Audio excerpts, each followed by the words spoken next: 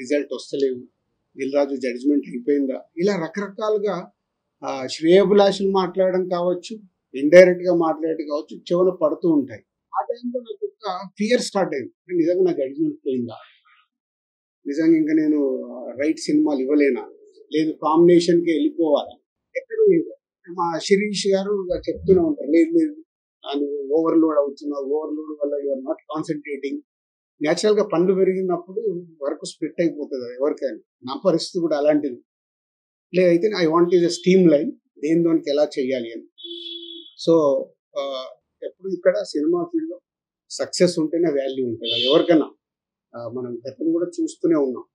Success లేకుంటే value ఉండదని కాదు, సక్సెస్లో ఉన్నప్పుడు ఉండే వాల్యూ సక్సెస్లో లేనప్పుడు మనం మెల్లిగా మెల్లిగా డ్రాప్ అవుతున్న కొద్దీ మన పైన ఫ్రీగా ఉన్నాడు రా పిలుద్దామని పిలుస్తారు తప్పితే ఎమోషన్తో పిలవాలి ఎక్కడికైనా పిలవాలంటే.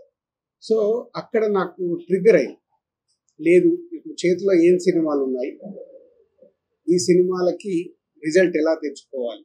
అలాంటి టైంలోనే శంకర్ గారి ఇండియన్ 2 రిలీజ్ అవ్వడం, ఇండియన్ 2 రిలీజ్ అయ్యి రిజల్ట్ మనందరికి తెలిసిందే. సో అక్కడి నుంచి శంకర్ గారి మీద కూడా ఇంకా శంకర్ గారి దగ్గర నుంచి వస్తున్న గేమ్ చేంజర్ ఎలా ఉంటుంది, ఎక్కడ కూడా సినిమా పైన ఒక ఇంట్రెస్ట్, ఒక హీరో గారు తప్పితే ఇంట్రెస్ట్ క్రియేట్ చేయలేకపోతున్నాము. బయట కూడా శంకర్ గారు ఏం చేస్తారండి, ఇప్పుడు ఇక రాజుగారు కూడా జడ్జిమెంట్ ఎలా ఉంది చూస్తున్నాం కదా, ఈ సినిమా ఎలా ఉంటుంది, ఏం వర్క్ అవుతుంది, రకరకాల వింటూ ఉన్నాను.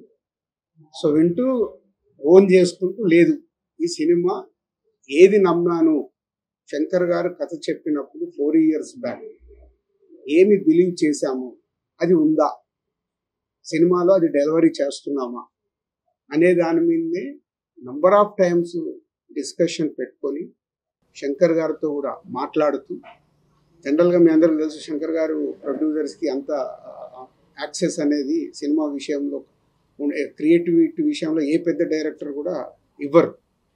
సో బట్ నేను అప్రోచ్ అవుతూ ఎప్పటికప్పుడు, సార్ మీరు చెప్పిన కథ ఇది, మళ్ళీ మళ్ళీ మీరు చెక్ చేసుకుంటూ ఉండండి, ఈ సినిమా రిజల్ట్ మీకు నాకు చాలా ముఖ్యం, హీరో గారికి ఎలాగో ముఖ్యం, RRR తర్వాత వస్తుంది కాబట్టి ఆయనకు ముఖ్యమే. సో వెరీ ఇంపార్టెంట్ ఫిలిం అని వర్క్ చేస్తూ చేస్తూ చేస్తూ ఎస్ కమ్బ్యాక్గా వస్తున్నాను.